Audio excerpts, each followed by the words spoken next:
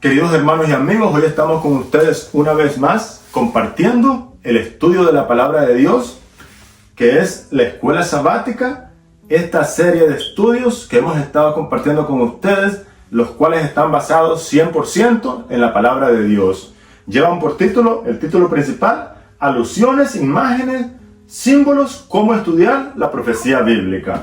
Hoy estaremos compartiendo con ustedes la lección o la serie número 8 que lleva por título En los Salmos, primera parte. El versículo para memorizar o para reflexionar nos dice: Entonces miré y vi al Cordero de pie sobre el monte de Sión, y con él 144,000 que tenían el nombre del Cordero y el nombre de su Padre escrito en sus frentes. Apocalipsis 14:1. Aquí aparece una visión de Juan que miró, dice, y vio al Cordero en pie en el monte de Sión. El monte de Sión representa literalmente el lugar donde estaba el santuario terrenal, aquella réplica del santuario celestial, donde habita Cristo Jesús en este momento, después de su muerte y su ascensión. Dice la palabra de Dios que pasó directamente al lugar santo, donde Él ahora es nuestro sumo sacerdote, que vamos a ver más acerca de eso, y donde ministra a favor de nosotros. Ahí estaba, dice, el Cordero de Dios en el monte de Sión, dice, y con él 144,000. Dice que tenían escrito el nombre del Cordero y el nombre de su Padre en sus frentes. Vamos a comentar un poco acerca de esto, que no es que van a tener el nombre de Jesús y el nombre del Padre, sino que vamos a comprender, conforme al estudio de esta semana, que lo que simboliza es que van a tener el carácter de Dios, van a tener el amor de Dios hacia la humanidad, y eso es que los va a hacer representantes del Dios vivo. Sin embargo, ¿qué significa que el Cordero tiene que estar ahí? Y eso significa, ya que nosotros no podemos estar por nuestra propia cuenta delante de Dios. Es por medio del Cordero que nosotros pasamos a la presencia de Dios Padre. Si no fuera por la muerte de Jesús, no podemos estar ahí. Ni aún los 144,000 pueden estar por sí solos, de acuerdo a la palabra de Dios, ya que nadie es merecedor de la salvación. Todos pasamos y heredamos la salvación, un regalo de Dios por medio de la fe, reaceptando la muerte de Jesús como nuestro Cordero que quita el pecado del mundo, y pasamos automáticamente a ser santos delante de Dios. Después de que nosotros pasamos y aceptamos a Jesús como nuestro Salvador, entonces Cristo empieza a trabajar en nosotros, y nosotros empezamos a entender que los principios de Dios y todos los consejos de Dios en su palabra son para bien de nosotros, y por amor a nosotros mismos es que nosotros empezamos a vivir y a andar en una vida nueva, ya que fuimos elegidos y ahora podemos entender que Dios es amor y que Dios ama a la humanidad, y que el deseo de Dios es que todos nos salvemos, pero debemos aceptar esa salvación, ya que es gratis, ya está pagado todo. Solo tienes que aceptar a Jesús, a ese Cordero que murió por nosotros, aceptarlo como el Cordero que quita el pecado del mundo, y reconocer a Dios como Dios creador y hacedor de todas las cosas y dador de la vida, que vamos a aprender más acerca de esto. Pero esto es lo que nos dice el versículo para memorizar y para pensar. No tenemos otra opción más que entrar por fe a la presencia de Dios Padre. Y es por eso que está ahí el nombre del Cordero y el nombre del Padre, que representa eso simbólicamente el carácter de Dios. Tenemos que tener el carácter de Dios, no en perfección, porque no somos perfectos como Dios, somos pecadores, pero debemos creer de que Dios es bueno y que para siempre es su misericordia. Y en nuestros corazones debemos anhelar un mundo mejor para nosotros y para nuestros seres queridos, y para aquellas personas que todavía por alguna razón no han conocido el verdadero mensaje y las buenas noticias del Evangelio eterno, que vamos a conocer más acerca de él. Veamos a ver qué nos dice el escritor por medio de la nota del día sábado. Dice: como adventistas del séptimo día, estamos acostumbrados a buscar los símbolos del Apocalipsis en el Antiguo Testamento para entender qué representan. Ese es el propósito de nosotros. Dice: una fuente de información particularmente provechosa es el libro de Salmos, la colección de poesías sagradas que exploran numerosas experiencias humanas e interacciones posibles con Dios, desde el abatimiento del pecado y el sufrimiento hasta la alegría desbordante en su presencia y sus reiteradas promesas de perdón y salvación. Todo eso nos enseña el libro de Salmos. Así que podemos también, como cristianos o como adventistas, reconocer que el libro de Salmos nos abre una visión acerca de la adoración que se vive en el santuario celestial y lo importante que era para David la adoración. Él anhelaba, dice, estar en la presencia de Dios. Un día en la presencia de Dios, dijo David, era mejor que estar 10 fuera de ella. Así que David entendía lo importante que era para nosotros estar en la presencia de Dios y lo importante que va a ser cuando nosotros estemos en aquel día para siempre. ¿Cómo nosotros podemos entrar a la presencia de Dios en nuestros días? Por medio del Espíritu Santo. Y podemos entrar en el Espíritu. No podemos entrar carnalmente, pero tenemos la promesa que cuando Cristo venga, entraremos porque seremos restaurados. Este cuerpo inmortal será vestido de inmortalidad y todos nuestros defectos de carácter serán totalmente purificados y entonces podremos estar delante del trono de Dios, literalmente. Pero todo va a ser por medio de la sangre de Cristo Jesús. Ni los 144,000 van a poder estar por sus propios medios. Tienen que estar ahí por medio del mérito de Cristo Jesús. Los 144,000 y también la gran multitud que aparece en el capítulo 14 de Apocalipsis. Veamos a ver qué nos sigue diciendo el escritor. Una lectura atenta a los salmos aporta detalles que dan vida al libro de Apocalipsis, especialmente el capítulo 14, donde se describe la obra final de la iglesia remanente de Dios en la tierra. Se ha encomendado al pueblo de Dios de los últimos días la misma misión que al antiguo Israel: ser luz para las naciones y representar el último llamado misericordioso a todos los pueblos para que adoren y obedezcan a su Creador. La última parte nos dice que en el libro de Salmos podemos encontrar un gran contenido de detalles que nos pueden ayudar a poder entender nuestro papel como representantes de Dios aquí en la tierra en los últimos días y el mensaje que tenemos que dar para el mundo entero. Veamos a ver qué nos dice el día domingo, que lleva por título Nuestro sumo sacerdote. Dice la primera nota: cuando Moisés supervisó la construcción del tabernáculo, no se le permitió utilizar cualquier diseño, sino el modelo que Dios le había mostrado. Esto lo encontramos en el libro de Éxodo 25:40, donde se le dice: y cuida de hacer todo conforme al modelo que se te ha sido mostrado en el monte. Entonces, nosotros aquí descubrimos que ese santuario que fue edificado con todas las instrucciones que Moisés recibió era una réplica de aquel santuario celestial. Le dijo: y cuida de hacer conforme al modelo que se te ha sido mostrado en el monte. Esas fueron las instrucciones que recibió Moisés. Veamos qué nos dice la pregunta. Dice, lee Hebreos capítulo 9, versículo 11 al 15, acerca de Cristo como nuestro sumo sacerdote en el santuario celestial. ¿Qué nos enseña esto acerca de lo que Él hace por nosotros o en favor de nosotros en el santuario como nuestro sumo sacerdote? Hebreos capítulo 9, versículo 11 al 15 dice, pero estando ya presente Cristo, sumo sacerdote de los bienes venideros, por el más amplio y más perfecto tabernáculo, no hecho de manos, es decir, no de esta creación, y no por la sangre de machos cabríos ni becerros, sino por su propia sangre, entró una vez y para siempre en el lugar santísimo, habiendo obtenido eterna redención.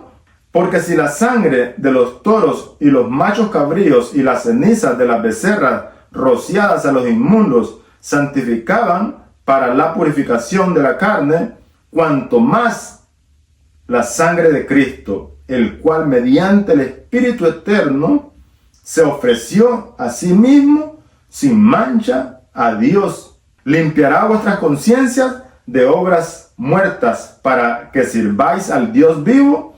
Así que por eso es mediador de un nuevo pacto, para que, interviniendo muerte para remisión de las transgresiones que había bajo el primer pacto, los llamados reciban la promesa de herencia. Hebreos nos enseña que Cristo es nuestro intercesor. Ya no tenemos que ofrecer sacrificios, porque Cristo es nuestro sacerdote. Por medio de la fe en su sangre alcanzamos el perdón y podremos estar en aquel día delante del trono de Dios, solamente por la sangre y por fe en ese Cordero, que es el que quitó el pecado del mundo y el que quita el pecado de cada uno de los que van a estar frente de los 144,000 y de la gran multitud. El escritor sigue diciendo: el libro de Apocalipsis abunda en imágenes del santuario. Encontramos ahí el candelabro en los versículos iniciales del arca del pacto, mencionada en el capítulo 11, versículo 19, y otras numerosas ilusiones al templo que aparecen allí. Si no se conoce el santuario del Antiguo Testamento, es imposible comprender lo que Juan quiere decir con la descripción de sus visiones. Las experiencias de Israel, dice Pablo, les acontecieron como ejemplo y están ahí escritas para amonestación a nosotros que vivimos en los últimos tiempos. El libro de Salmos contiene un componente importante en tal sentido, ya que muestra cómo interactuaba el pueblo de Dios con él mediante el templo y sus servicios. Ahí vemos también cómo se relacionaba David con el santuario y cuál era la respuesta del pueblo de Dios. Las experiencias de quienes comprendieron lo que Dios enseñaba por medio del santuario contienen valiosas lecciones para nosotros y para nuestra relación con Dios.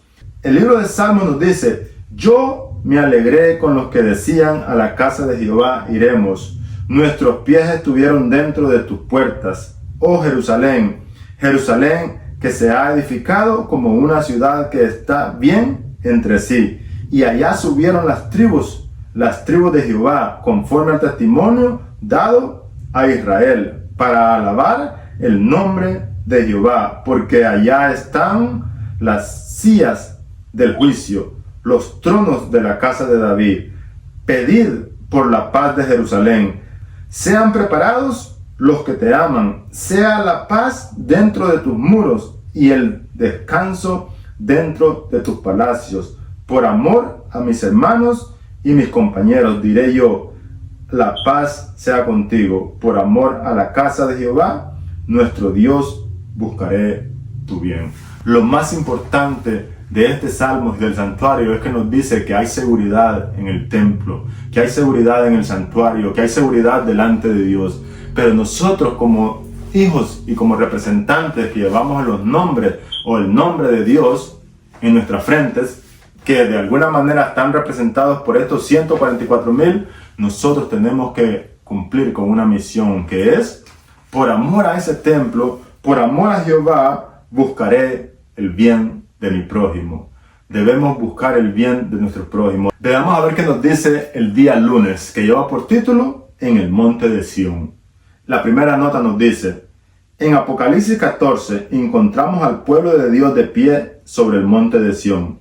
Este se encontraba al este de lo que hoy se conoce como la ciudad vieja, en Jerusalén, y era considerado la sede del trono de Dios o de su presencia entre su pueblo. Gracias al Cordero, el pueblo de Dios está en el monte santo. Lo que venimos hablando, el escritor también lo confirma. Gracias al Cordero es que el pueblo de Dios está en el monte santo. Esos 144,000 están ahí solamente gracias al sacrificio del Cordero. Así que, querido hermano y querido amigo, Nunca pienses y borra de tu cabeza esa teoría de que dice que en los últimos tiempos va a haber un grupo de personas que van a estar de pie delante de Dios. Pero durante estemos en este mundo, no hay ningún ser humano que pueda estar delante de Dios sin hacer uso de la sangre del Cordero, ya que es el único medio que hay, dado y por haber, de conforme a las Escrituras. Veamos a ver qué nos dice la pregunta. Lee Salmos 15 y 24, donde David hace una pregunta de suma importancia. ¿Quién residirá en tu santo monte? Esa es la pregunta que hace David. Compara su respuesta con la descripción que hace Apocalipsis 14, 1 al 5, del pueblo de Dios que está en Sión. ¿Qué paralelismo encuentras? ¿Cómo puede uno unirse a este grupo? ¿Qué significado tiene el hecho de que el nombre del Padre esté escrito en sus frentes? Recuerden que también tiene el nombre del Cordero y del Padre. Ya hablamos de la representación del Cordero en ese lugar. Bueno, veamos a ver qué nos dice el libro de Salmos 15. Jehová, ¿quién habitará en tu tabernáculo? ¿Quién morará en tu monte santo? El que anda en integridad y hace justicia y habla verdad en su corazón, el que no calumnia con su lengua, ni hace mal a su prójimo, ni admite reproche alguno contra su vecino, aquel en cuyos ojos el vil es menospreciado, pero honra a los que temen a Jehová, el que aún jurando en daño suyo, no por eso cambia, ni contra el inocente emitió cohecho. El que hace estas cosas no resbalará jamás. Veamos a ver qué nos dice el Salmo 24. De Jehová es la tierra y su plenitud, el mundo y los que en él habitan, porque él la fundó sobre los mares y la afirmó sobre los ríos. ¿Quién subirá al monte santo y quién estará en su lugar santo? El limpio de manos y puro de corazón, el que no ha elevado su alma a cosas vanas, ni jurado con engaño. Él recibirá bendición de Jehová y justicia de Dios. El Salmo 24 termina diciendo: ¿quién es este Rey de gloria? Jehová de los ejércitos. Él es el Rey de la gloria. Selam. Por esa sangre de Cristo Jesús es que nosotros entramos y podemos hacer actos para estar delante del trono de Dios. Pero sin embargo, el propósito de Dios es que nosotros seamos rectos e íntegros de corazón. Apocalipsis 14, 1 y 5 dice: después miré y he aquí un cordero que estaba sobre el monte de Sión, y con él 144,000 que tenían el nombre de él y de su padre escrito en la frente.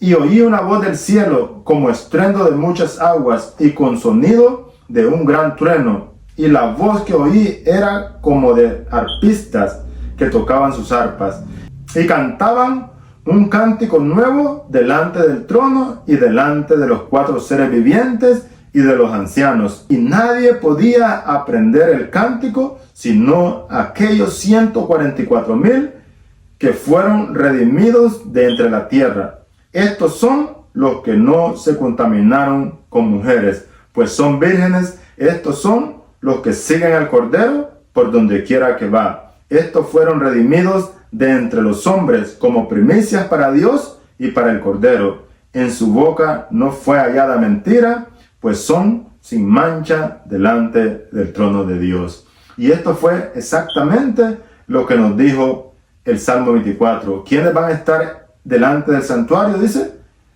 el limpio de manos y de puro corazón. Y el 15 nos confirma, dice: ¿quién habitará en tu tabernáculo? ¿Quién morará en tu monte santo? El que anda en integridad y hace justicia y habla verdad en su corazón. El que no calumnia con su lengua, ni hace mal a su prójimo, ni admite reproche alguno contra su vecino.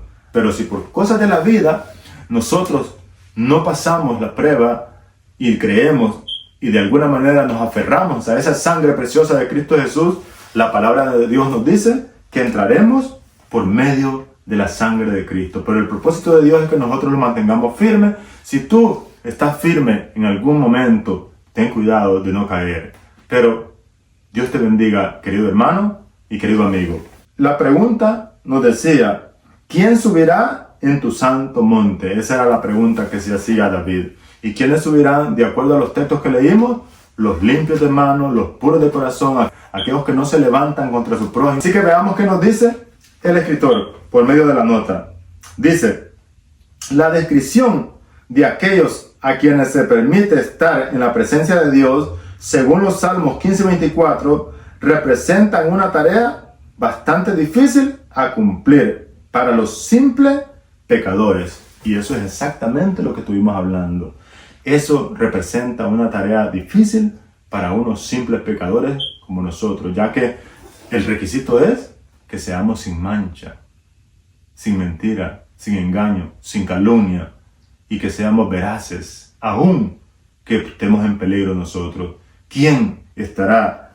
La descripción de aquellos a quienes se les permite estar en la presencia de Dios, según los Salmos 15 y 24, representan una tarea bastante difícil de cumplir para simples pecadores. Y esto es lo que hemos estado hablando, querido hermano y querido amigo. No es que quiero darle un mal significado a la lección, sino que esa es la verdad que nosotros debemos entender. Nadie va a poder entrar delante del trono de Dios por sus propias obras. Todos vamos a entrar por medio de la sangre del Cordero. Pero sin embargo, debemos hacer lo mejor de nuestras vidas.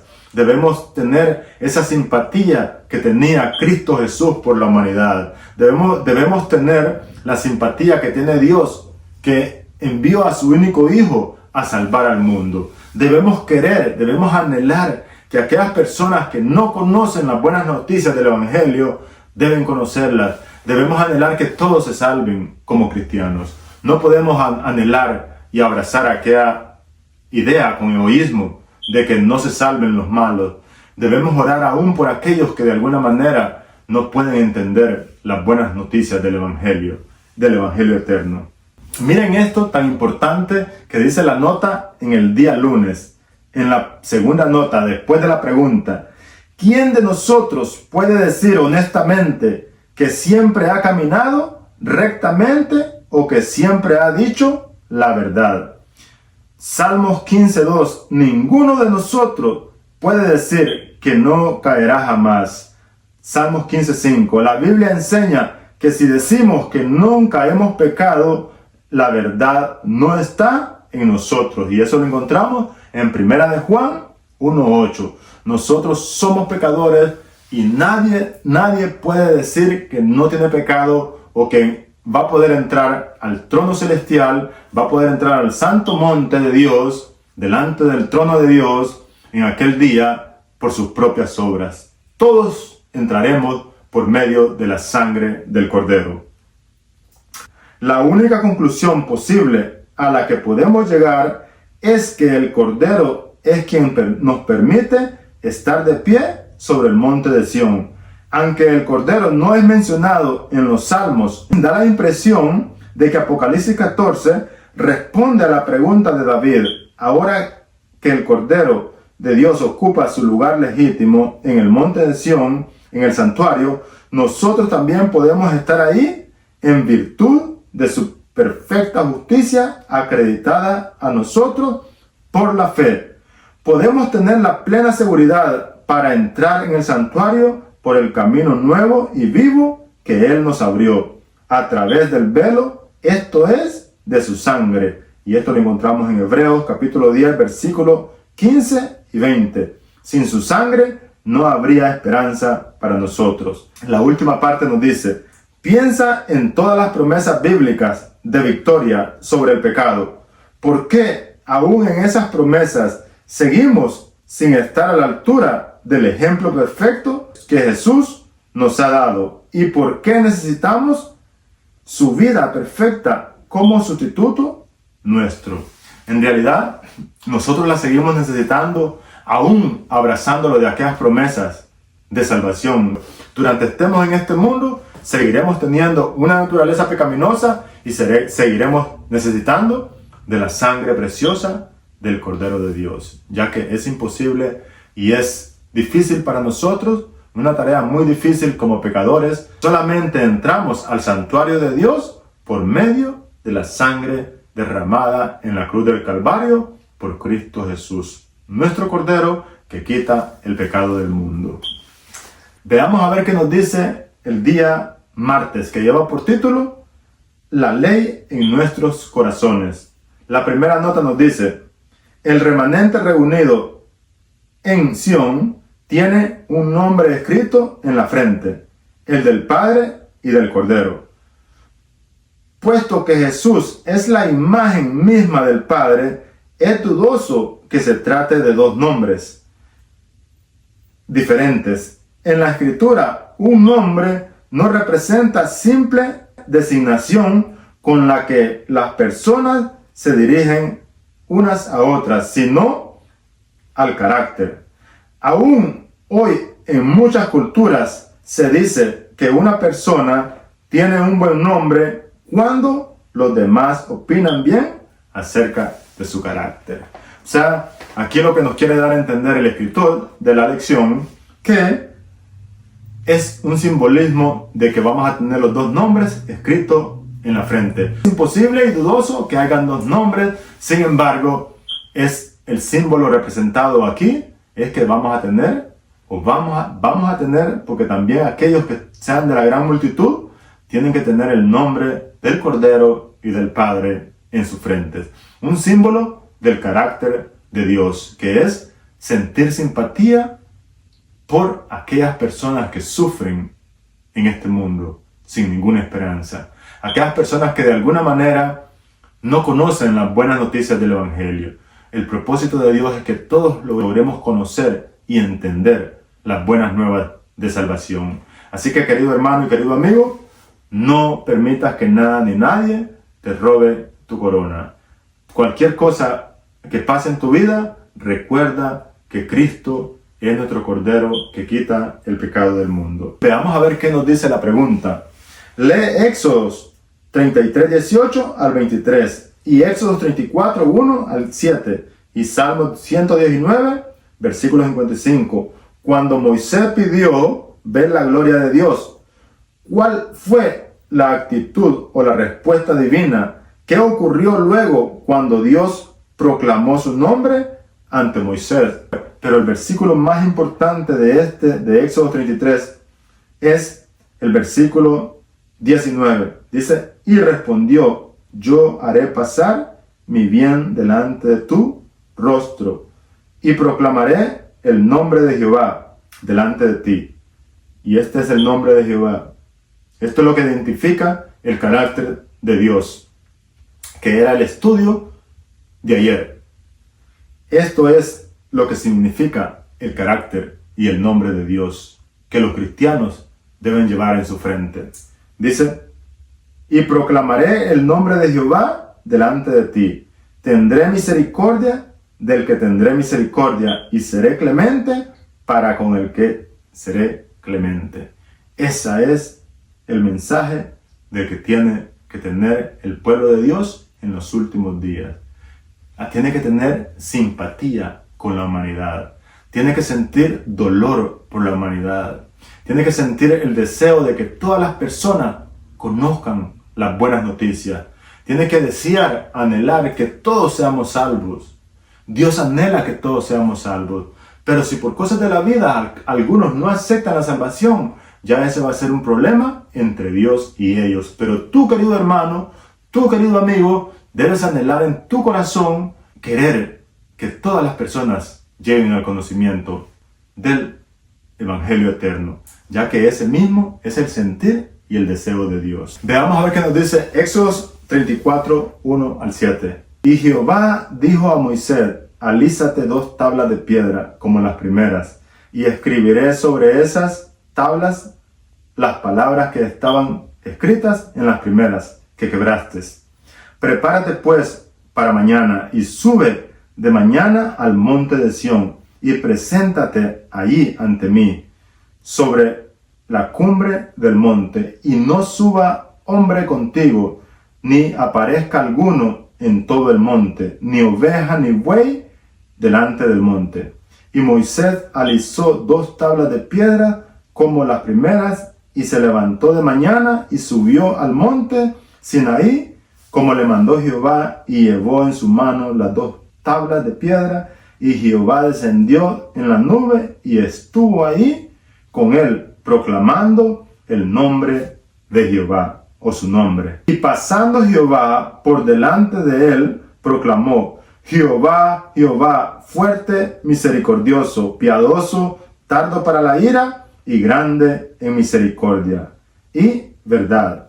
Veamos cómo el salmista en el Salmo 119, versículo 55, le hace ilusión al nombre de Jehová, acordándose de la ley, ya que la ley nos permite ser íntegros con Dios por medio de los primeros 4 mandamientos y reconocer a Dios como creador y como hacedor y dador de la vida por medio de los primeros 4 mandamientos. Nosotros reconocemos a Dios como creador. Y los otros 6 mandamientos, que la ley se parte en 2, Jesús habló de eso, dijo: de estos 2 mandamientos depende toda la ley: amar a Dios y amar a nuestro prójimo. Bueno, los primeros 4 nos hacen amar a Dios y reconocer a Dios como nuestro creador, y los últimos 6 nos hacen amar a nuestro prójimo, y al mismo tiempo nos hacen tener misericordia y tener simpatía con nuestro prójimo.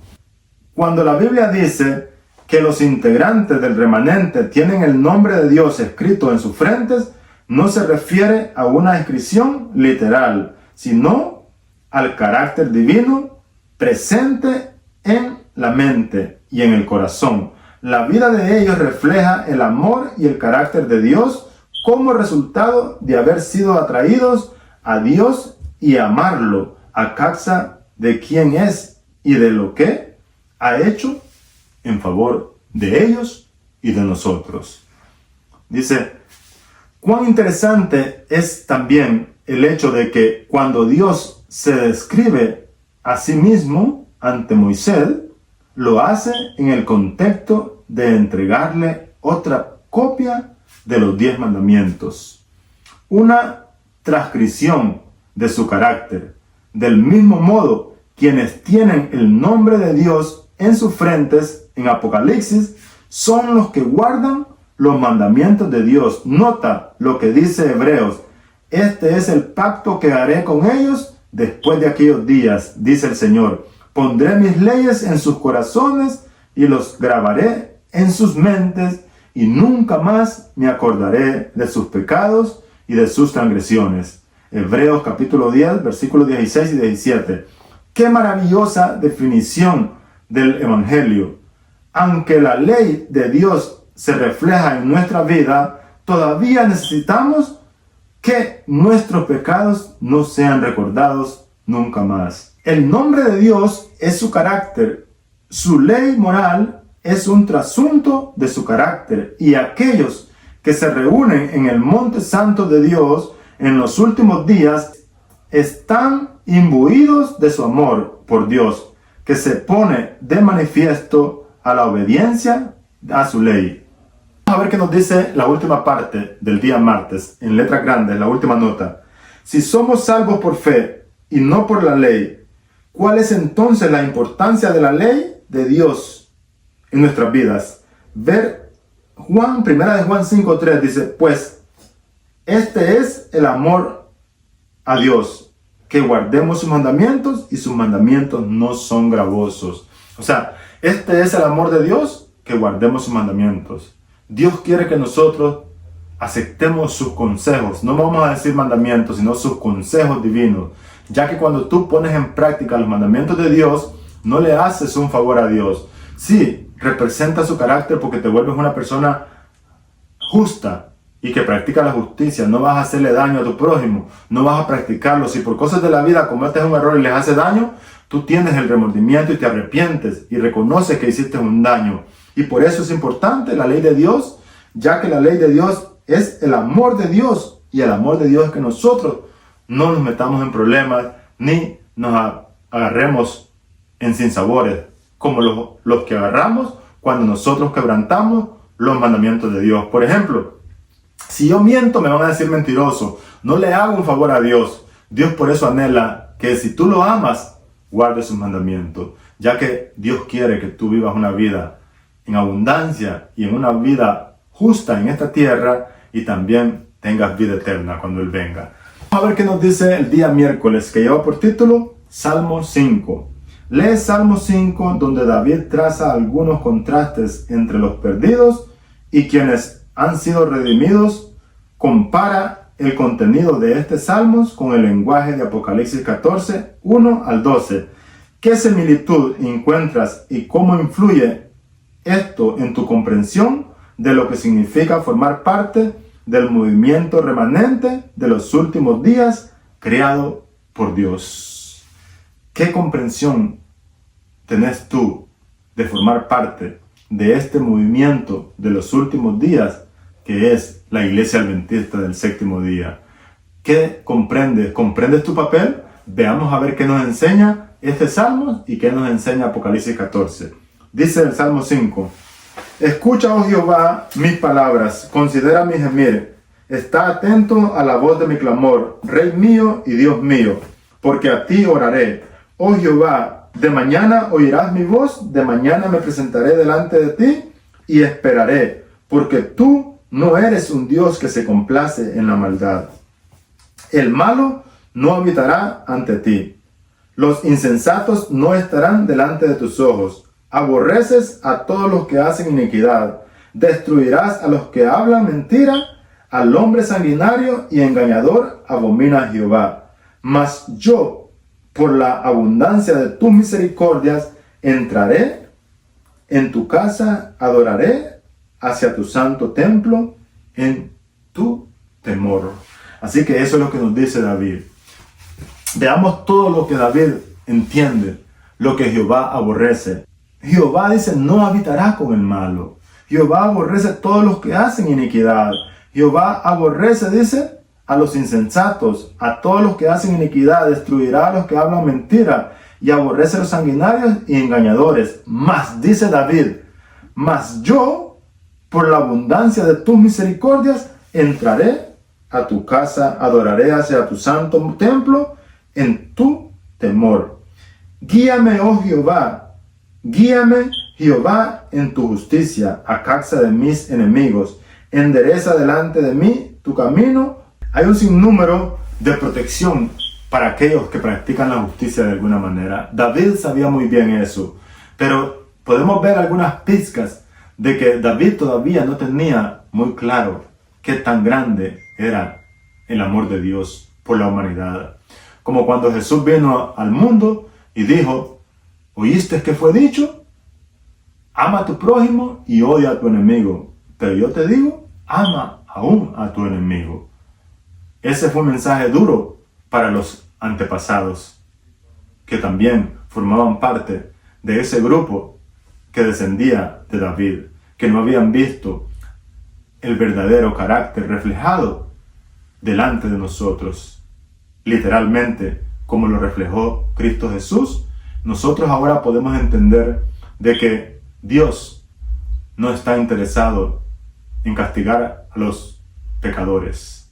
Dios está interesado en salvarlos. Dios está interesado en que nosotros sintamos simpatía por ellos como Él la siente, como Dios siente simpatía por salvar a toda la humanidad. El Apocalipsis que dice, después de esto miré y he aquí el Cordero que estaba en pie sobre el monte de Sión, y con él 144,000 que tenían el nombre de él y el nombre de su Padre escrito en su frente. Ya hablamos de esto, que el nombre de su frente es que llevan el carácter de Dios, el carácter manifestado en Jesús, que es el carácter de Dios. Cuando Jesús dijo, aunque en este salmo nosotros escuchamos que Dios aborrece al malo y aborrece a todos los que hacen maldad, sin embargo, ama a aquellos que hacen la justicia, es correcto, ese es el Dios de la Biblia. Dios ama, pero tampoco está interesado en destruir ahora mismo a los que hacen iniquidad.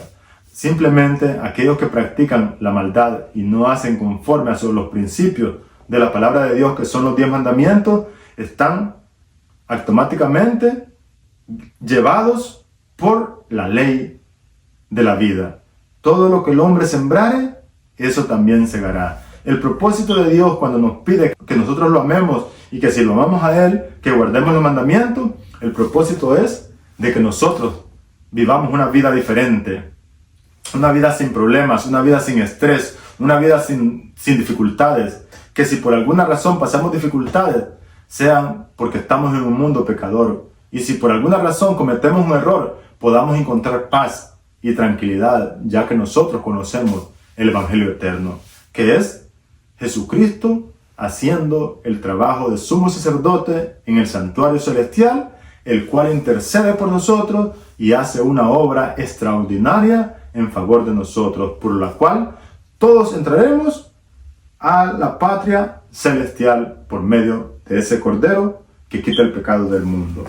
También es digno de mención que Salmo 5.7 describe un acto de adoración que es la cuestión central en juego en el gran conflicto. Apocalipsis 14 menciona 5 veces la adoración y los mensajes de los 3 ángeles llaman al mundo a adorar a aquel que hizo los cielos y la tierra, el mar y las fuentes de las aguas. David dice: adoraré hacia el templo de tu santidad en tu temor.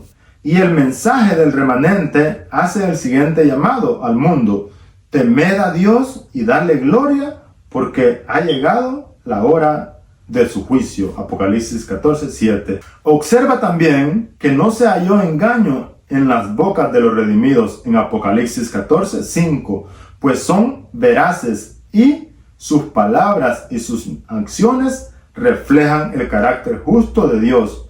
Según David, no hay sinceridad en la boca de los malvados. Salmo 5:9. La escena de Juan presentada en esta parte clave del Apocalipsis es asombroso. Simples pecadores han sido rescatados de la muerte y tienen el privilegio de estar en la presencia de Dios. No han ganado ese derecho, sino que les ha sido concedido por el Cordero de Dios. La escena que Juan presenta en esta parte clave del Apocalipsis es asombrosa. Simples pecadores han sido rescatados de la muerte y tienen el privilegio de estar en la presencia de Dios. No han ganado ese derecho, sino que les ha sido concedido porque el Cordero de Dios, el justo Hijo del Hombre, está ahí con ellos. Fueron perdonados y están redimidos y ya no tienen que cargar con su propia culpa. Cuando el nombre de Dios ha sido escrito en el corazón, es difícil permanecer en silencio. El pueblo de Dios hace un último ofrecimiento de misericordia a gran voz en Apocalipsis 14:7. La última parte nos dice del día miércoles: imagina que estás ante Dios, un Dios santo y perfecto, en ocasión del juicio, con todos los hechos expuestos ante Él. ¿Qué te dice esta perspectiva acerca de tu necesidad de la justicia de Cristo? ¿Crees tú que estás apto de estar delante de Dios sin hacer uso de la justicia de Cristo? ¿Crees tú que lo mereces? Déjame decirte, querido hermano, que la Biblia es clara en eso, y lo acabamos de leer en 1 de Juan, capítulo 1, dice que si decimos que no tenemos pecado, lo hacemos mentiroso a Dios, y la verdad no está en nosotros.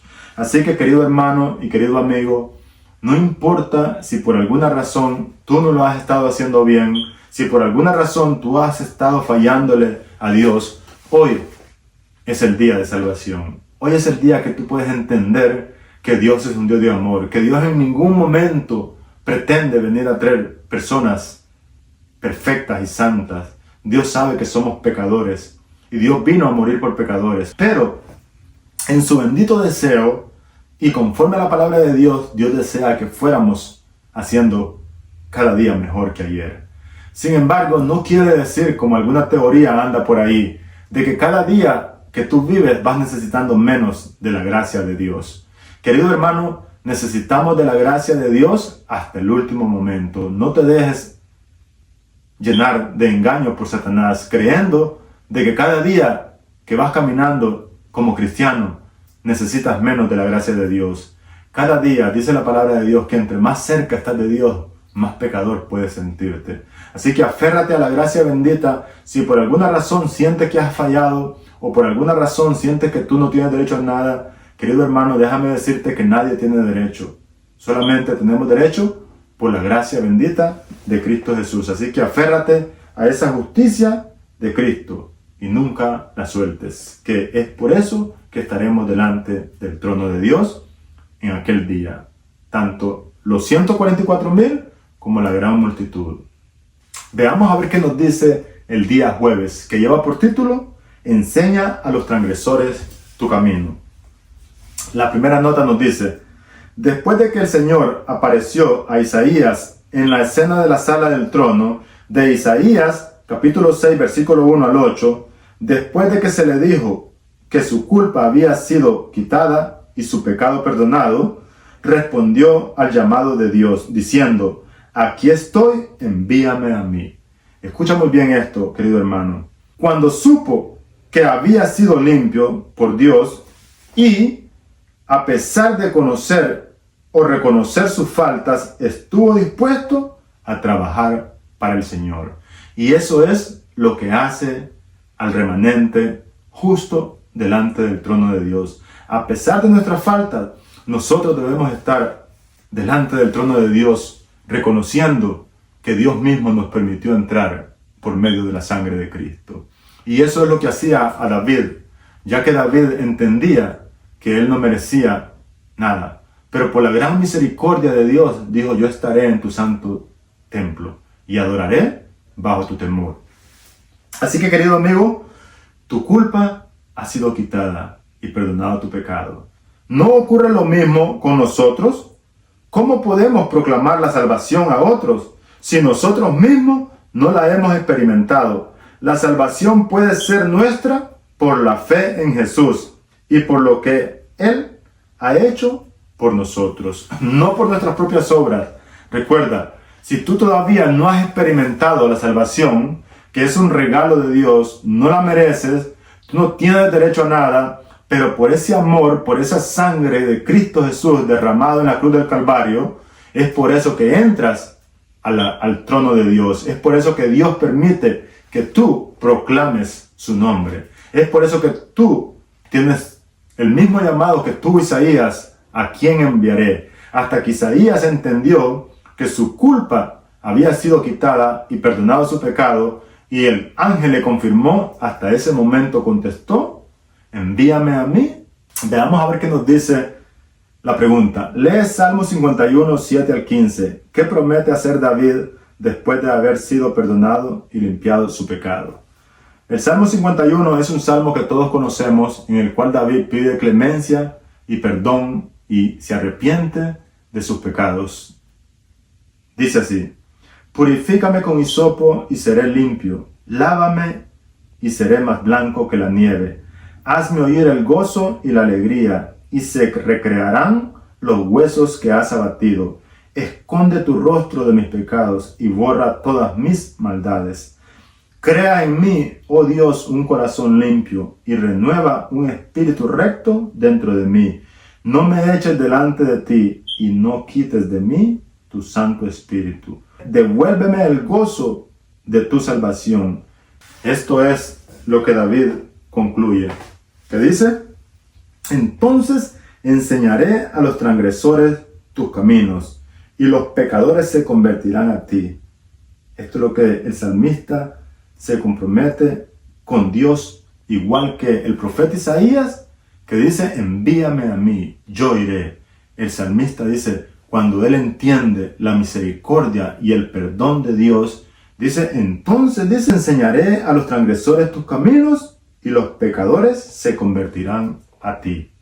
Estas son las palabras de David. Cuando David logra entender y comprende de que el Señor también, al igual que Isaías, había perdonado su culpa y limpiado su pecado. Querido hermano, nosotros no somos diferentes a Isaías y a David.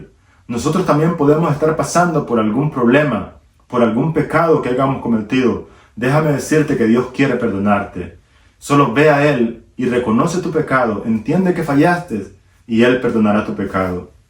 En su sabiduría Dios ha comisionado a los redimidos para servir como sus voceros principales en favor de un mundo caído. Ese es el propósito de Dios. Si tú has sido llamado a formar parte de este remanente que es la iglesia adventista, déjame decirte, querido hermano y querido amigo, que tienes un mensaje que dar. Hay cosas que el mundo no conoce, que nosotros como adventistas la conocemos. Recuerda que el propósito de este estudio es prepararlos para poder entender el trabajo de Dios en el santuario y también poder entender las profecías, que son eventos que acontecerán en estos últimos días, eventos como cuáles, como el mensaje que dio el primer Papa 14, el León 14, que dijo que iba a reducir las religiones no católicas, o sea, iba a eliminarlas o a reducirlas.